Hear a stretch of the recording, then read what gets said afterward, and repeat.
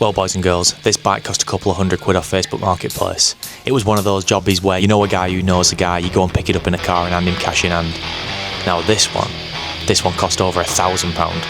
And it definitely wasn't one of those jobbies where you bum him some cash.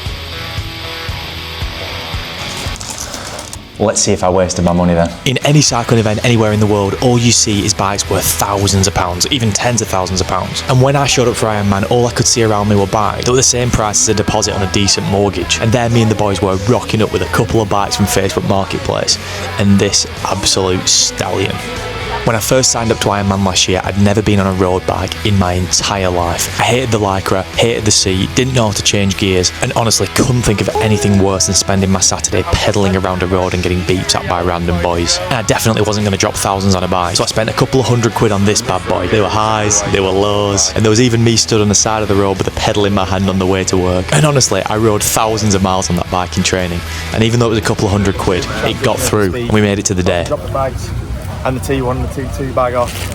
We've got the boys, let me flip this round. And it was as we were putting our bikes in this bike pen that I first started to question whether the bikes were even going to get over the line. You had me and my two mates who had bikes that were worth a couple of £100, and every single other person on the course seemed to have a bike that was worth thousands of pounds and had those two pointy things on the front to be able to put your arms in them. And by the time it was done, I can't lie to you, I couldn't feel my legs, I could barely walk, I struggled to get off the thing, and this is how I was feeling. Oh, shit, you've got no idea. I've been dragging myself for fucking 2 hours left.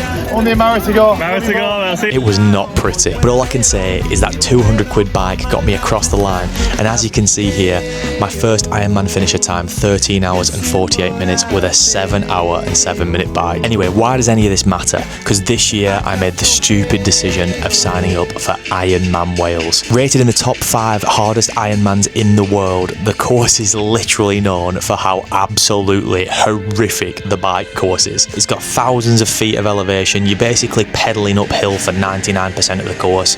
The downhills are on tiny little Welsh roads. The weather's usually crap, and I think it's got some of the most incline of any Ironman course on the circuit. Anyway, so when I told people that I was planning on doing it, and I was planning on doing it on the stallion that got me through Austria, everybody gave the same feedback. You've got to buy a new bike. You can't do it on that one. And everyone was saying I won't get over the line, so here's what over £1,000 buys you.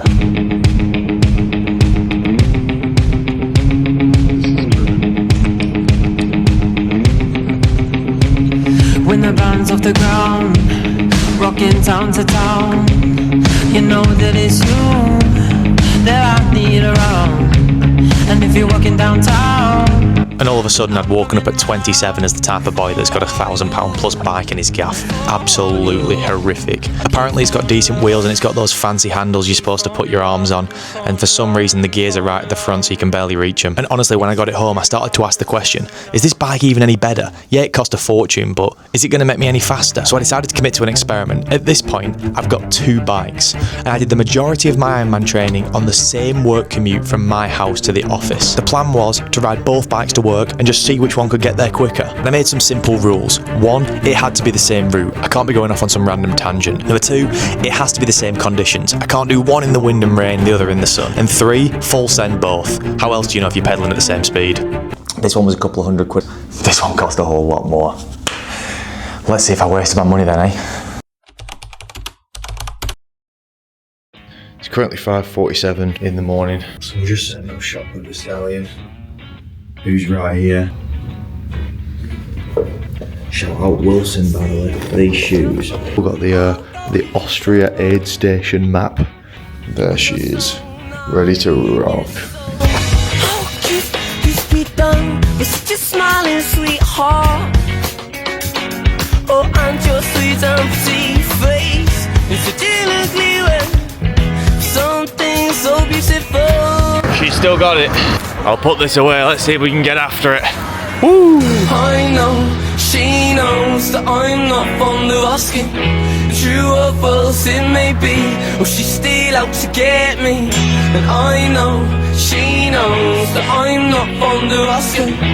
True or false it may be. Halfway and we're on track for a fucking decent time here, boys. She's still out to get me. I've just walked her over to the office, but the official time came in at 1 hour 3 minutes and 50 seconds. It wasn't the fastest ride I've ever had in my entire life, but I attempted it. God, biking is horrific. It's cold. I nearly got run over about 15 times. Potholes, it's just crap. I don't know anybody likes it. Doesn't even make sense. It's so unenjoyable. But yeah, 1 hour, 3 minutes. There she is. The trusty steed, the stallion. Yeah, that's a fucking proper boy, that. Finished Ironman. Just second hand, cheapest chips. Thanks for coming.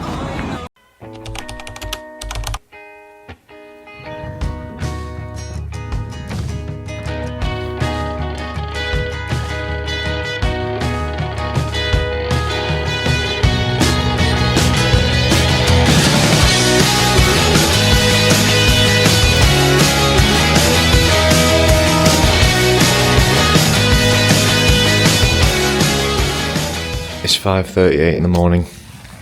Let's see if this bad boy is actually worth it. Yes, I'm in Lycra.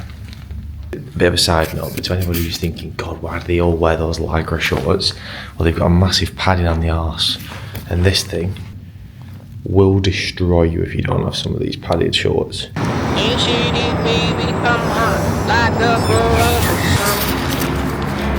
Let's go! Oh.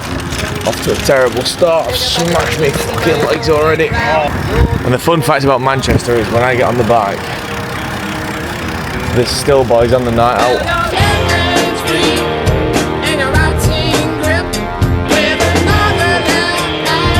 It's absolutely fucking freezing. I tell you what's a massive ball though. As I'm going through the city, I'm not sure how I'm supposed to change gears. The gears are on there.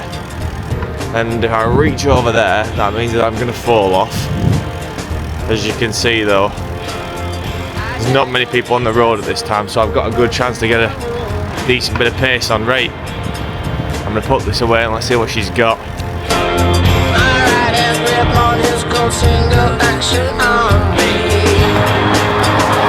You ready, baby, for some aero cam?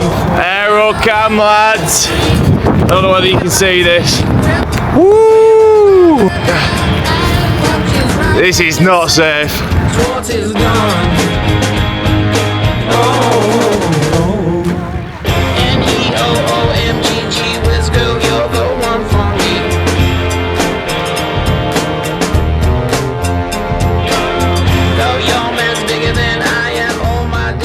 Official time at 57 minutes 42 seconds. 20 miles done in the morning. It wasn't absolutely horrific. What I would say is that the aero bars are absolutely impossible to use. Don't know how to use them. Nearly fell off about 40 times. It's tough to get to the brakes. Like if you're on the aero bar, like I don't even know how to grab the brake. The gears here, you can see them. They're really difficult. Like you've got to, if you've got your hands here and then you want to change gear when you're going up a hill, you've got to flick this little toggle up and down. A little bit of a ball ache. It will freeze in, my feet are cold. Other than that though, amazing morning. God, big up Lance Armstrong. I understand why he likes biking. Oh no, wait, it's shit. So at this point, the obvious question is, was it worth it? And here's what I think. There's probably two types of people that are going to buy a bike. Hardcore boys and normal. And if you're a hardcore boy, it makes sense to invest in the bike. But if you're normal, I'll be honest with you, that shitty bike got me over the line.